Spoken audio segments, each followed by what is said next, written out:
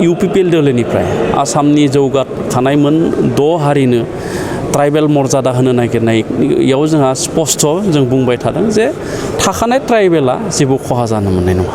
खहा जानो मोननाय नङा माने थाखानाय ट्राइबेलनि जि बाहागो बे बाहागोखौनो दानख'नानै दस्रानो जाहाथे दाहोथों बेखौ जोंनिफ्राय स्पष्ट बुंनाय जादों। खान्थिगिरिफ्रा मानो सिरि थादों दा बे बिथिङाव नोंथांनि UPL दोलोनिफ्राय माबायदि स्टेन्ड?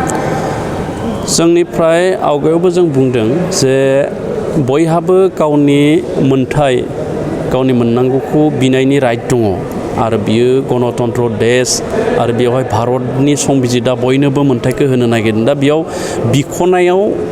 बिख'नायनि माखासे नियम निति दङ, नेमखान्थि दङ, बिनि गेजेरजों बियो दा जोंनि UPL दोलोनिफ्राय आसामनि जौगाखानाय मोन 6 हारिनो ट्राइबेल मर्यादा होनो नागिरनायाव जोंहा स्पष्ट जों बुंबाय थादों जे थाखानाय ट्राइबेला जेबो खहा जानो मोननाय नङा।